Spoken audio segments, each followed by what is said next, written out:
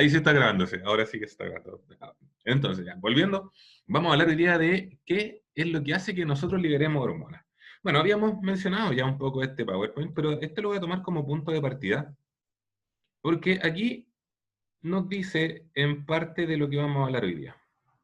Hay tres momentos o tres situaciones que pueden hacer que nosotros empecemos a liberar hormonas. Una es frente a la disminución de concentración o aumento también podríamos decir de algunas sustancias. Esto es particularmente importante, por ejemplo, para el control de la glicemia, que lo vamos a ver más adelante, en todo caso, no ahora, ¿ya? Que tiene que ver con cómo nosotros regulamos el nivel de azúcar en la sangre. Otro es la estimulación nerviosa, y ahí hay básicamente una hormona principal, que es la adrenalina, que se libera cuando nosotros nos sometemos frente a un evento que podría poner en peligro nuestra propia existencia. Y el tercero, que es el que vamos a conversar hoy día, ¿ya? Es el siguiente. Acá nos dice, por control de otra glándula endocrina. Vamos a empezar con esta nosotros hoy día. Vamos a ver de qué manera hay glándulas endocrinas que pueden controlar otra glándula endocrina. Entonces, ese va a ser el punto de partida. Ya algo mencioné muy brevemente en la clase anterior respecto del hipotálamo. Hoy día vamos a profundizar en esto, en esta idea del hipotálamo. Ahora, de aquí en adelante vamos a tener que hablar de un par de cosas importantes. Aquí está descrito un poco. Cuando hablemos de hormonas, funcionalmente, es decir, de cómo funcionan las hormonas, o de su función en términos de estimulación o sobre qué tejidos actúan, las hormonas clásicamente se dividen en dos categorías. Ojo, ya habíamos hablado previamente de categorías de hormonas, habíamos hablado de las hormonas proteicas, de las hormonas con función de amina, etcétera, etcétera. Ahora estamos hablando de su función, de su fisiología. Y tenemos que reconocer dos tipos de hormonas. Unas se llaman tróficas y las otras se llaman no tróficas. Por lo tanto, todas las hormonas son tróficas o no tróficas. No hay otra categoría desde este punto de vista. ¿Qué es lo que hace la diferencia? ¿Cuál es su función? Una hormona trófica será trófica si es que modifica el comportamiento de otra glándula endocrina. Esa es la idea. Y las hormonas no tróficas son aquellas que actúan sobre los tejidos. Podemos decir, de un modo simple, que las hormonas tróficas son como cadena de mando. ¿Ya? Es como que el perro manda al gato, el gato manda la cola manda las pulgas, esa idea de cadena de mando. ¿Ya? Bueno, las no tróficas son las últimas, son las que realmente hacen el trabajo. Y las tróficas serían estas hormonas que estarían más arriba. Lo tengo relativamente esquematizado acá al ladito.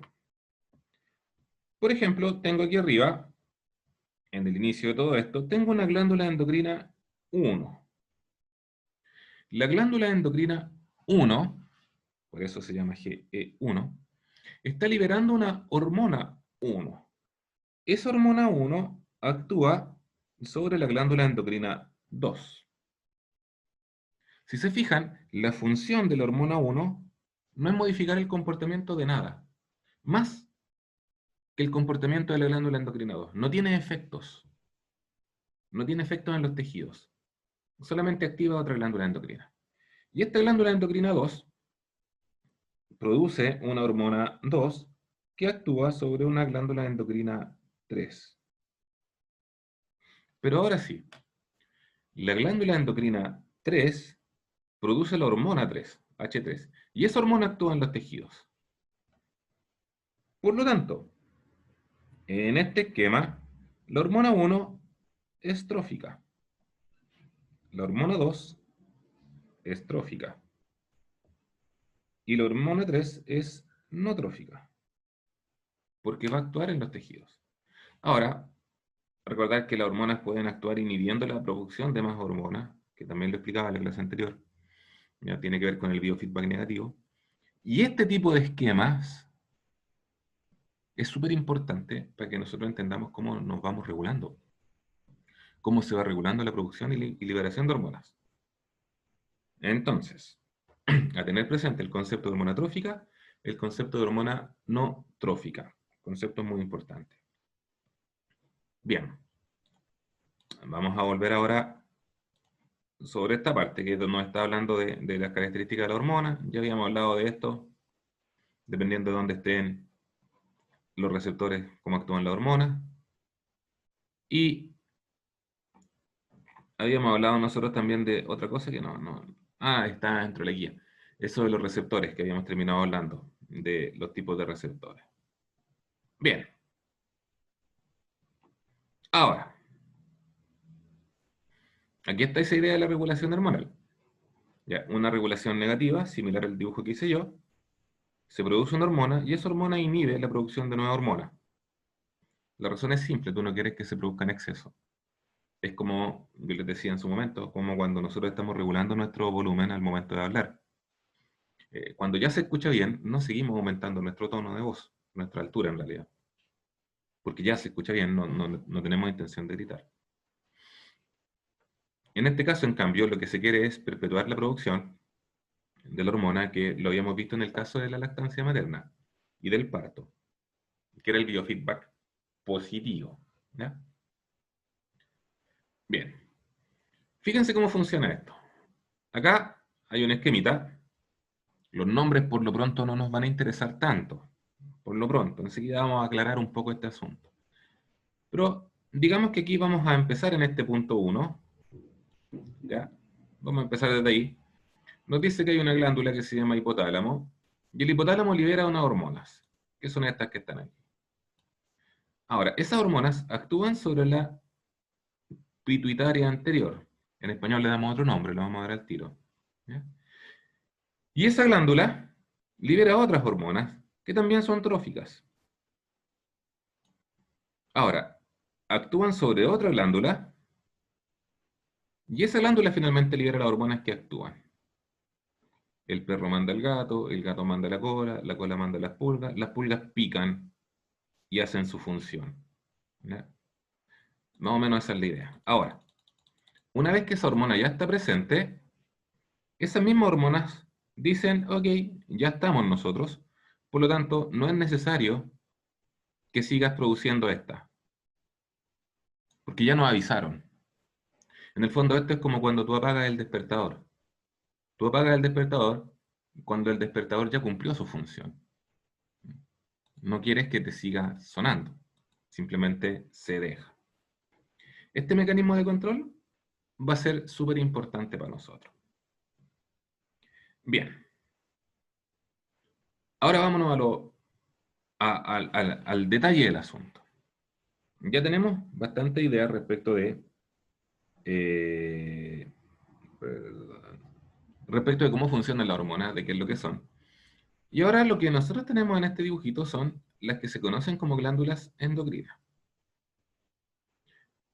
Explicación sencilla. Estas son glándulas endocrinas. Las glándulas serán endocrinas cuando los productos que ellos producen, es decir, cuando las hormonas, se vierten a la sangre. Si una glándula está produciendo algo que se vierte a la sangre, entonces es endocrino. Otra cosa que también es destacable, porque hay otro tipo de glándulas que se llaman exocrinas. Las glándulas exocrinas vierten sus productos al exterior, ¿ya? Como en este caso. Aquí hay una glándula, esa glándula genera este producto que es pelotita amarilla. El producto pelotita amarilla se almacena en esta especie de saquito. Ese saquito tiene un conducto y ese conducto la comunica con el exterior. Por lo tanto, los productos se vierten al exterior. La glándula endocrina no tiene ese saquito, no tiene ese conducto. Simplemente los productos pasan directamente a la circulación. Por lo tanto, una glándula endocrina no es como una glándula salival. Las exocrinas, por ejemplo, las salivales son exocrinas. Tú tienes glándulas que producen saliva, esa saliva tiene un conducto y ese conducto sale hacia el exterior, que en el fondo es la cavidad oral. Las glándulas endocrinas no. lo que producen sale hacia la sangre. ¿Cuáles son las que están acá? ¿De cuáles nosotros realmente vamos a hablar? Con total seguridad del hipotálamo. Vamos a hablar de esa también. Y en realidad vamos a hablar de los testículos, de los ovarios y de la glándula adrenal. Esas van a ser las más importantes que nosotros vamos a considerar. Sin embargo, también hay que referirse a las parótidas, o sea, las paratiroides, la tiroides y el páncreas. O sea, en el fondo vamos a hablar prácticamente de todas. Prácticamente de todas. Vamos a empezar por tal vez la más importante de todas. Ya, ojo que aquí está, este es el Big Boss. Ya, vamos a hablarlo en esos términos. Voy a poner acá la pantallita mía. Aunque aquí está dibujado, así que voy a asirme de este dibujo. Pensemos que aquí está el cerebro, acá estaría la nariz del individuo, aquí estaría el cuello, ahí estarían los ojos, ¿verdad? Y acá nosotros tenemos esa estructura. El hipotálamo está sobre esto, viene a ser esa zona, y lo que está allá abajo, en los esquemas recién aparecía como pituitaria. Ya nosotros en realidad le llamamos hipófisis, en español. ¿Ya? Hipófisis. Y ustedes pueden ver que la hipófisis se divide en dos zonas, o en dos lóbulos. Hay una zona que está adelante, que como está adelante recibe el nombre de hipófisis anterior, ahí abajo está el nombre, y hay otra área más pequeñita que está hacia atrás, y es por eso que recibe el nombre de hipófisis posterior. ¿No?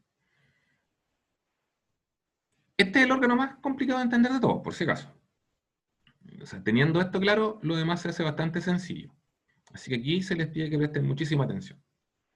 Otra cosa, también importante. Fíjense que es distinto desde desde el punto de vista anatómico. Vamos a pensar en esta parte, la hipófisis posterior. Miren esas líneas azules. Esas líneas son neuronas. Estas son neuronas.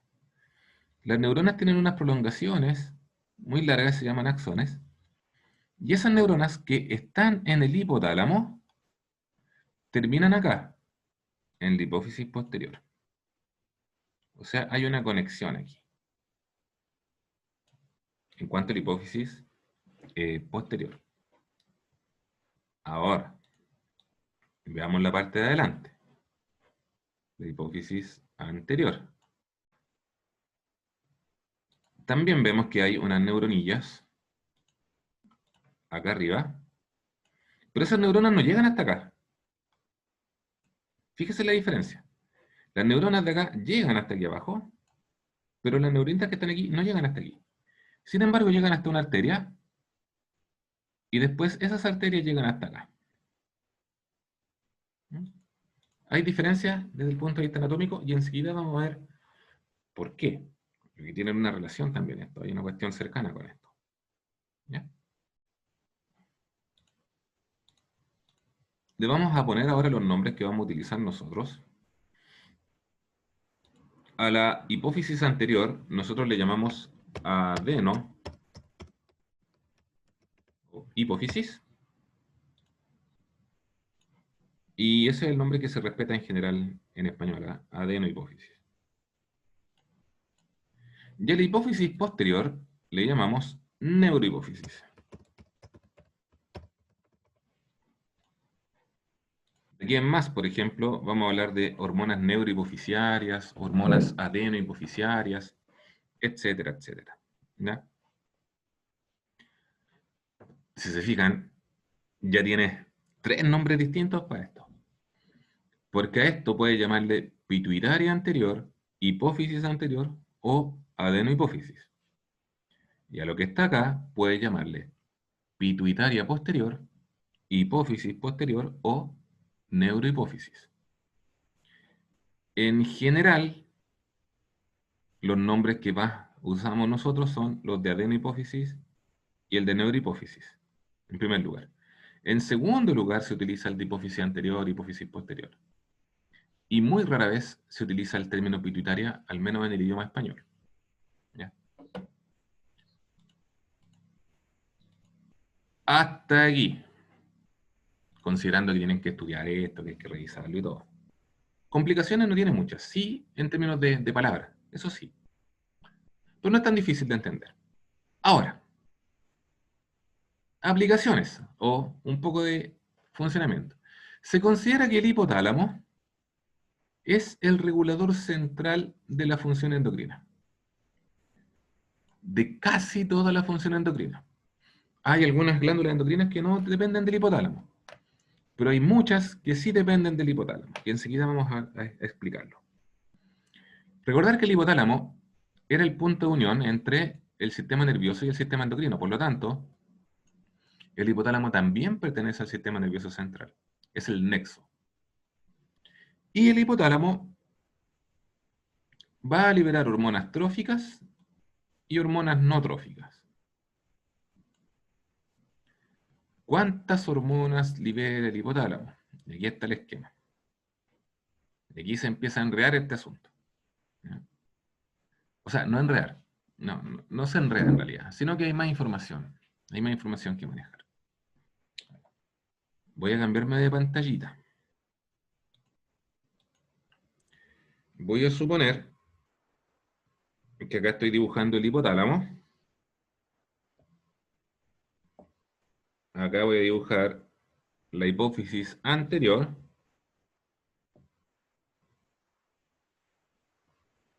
Eso va a ser la hipófisis posterior. Y, perdón, y seguimos simplemente con el hipotálamo. Voy a hacer una división entre la hipófisis anterior y la hipófisis posterior. Y vamos a decir lo siguiente. La neurohipófisis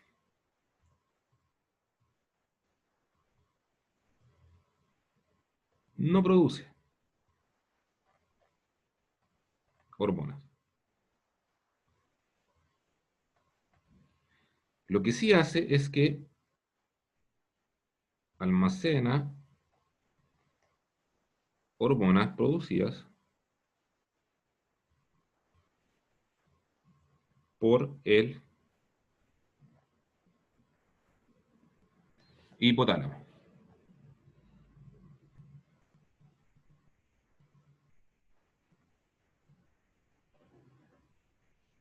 Ya.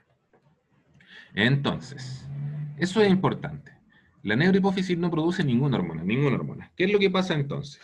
Recién ustedes veían un dibujito y veían que había unas neuronas que estaban por acá, y esas neuronas llegaban con su hilito hasta acá. ¿Ya? Bueno, ¿qué están haciendo esas neuronas? Están produciendo hormonas, y esas hormonas las están dejando acá. Es decir, esas neuronas producen unas hormonas que dejan acá, y son dos hormonas, que se llaman ADH y oxitocina. ADH y oxitocina. Esas son las únicas hormonas que nosotros relacionamos con la neurohipófisis. No las produce, pero las puede almacenar ahí y por lo tanto desde ahí las regula. La ADH es una hormona que se llama antidiurética. ¿Ya? Pregunta, ¿alguno de ustedes sabe qué son los diuréticos? ¿O has escuchado hablar alguna vez de los diuréticos?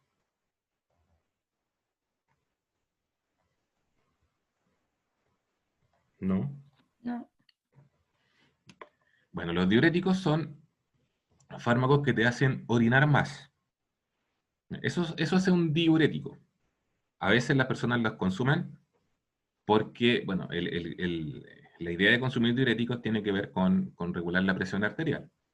Se supone que si tú estás orinando más, se hace más pipí, tienes menos agua en tu cuerpo, tienes menos agua en tu sangre y por lo tanto tu presión arterial baja. Entonces los diuréticos se le dan a personas que tienen presión alta. Pero algunas veces pasa que se utilizan con fines estéticos.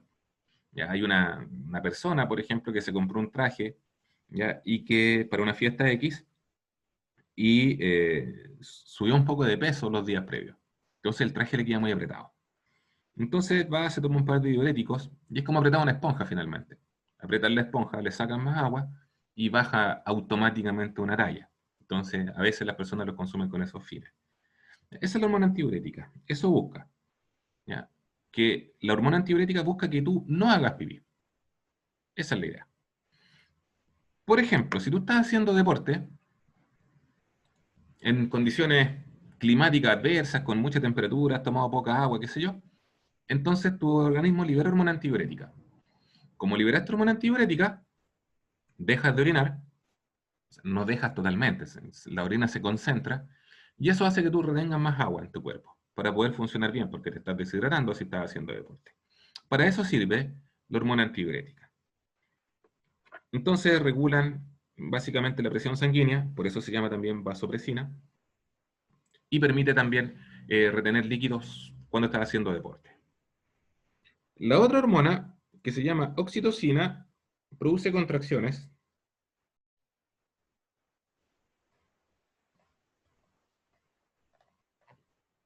de musculatura lisa.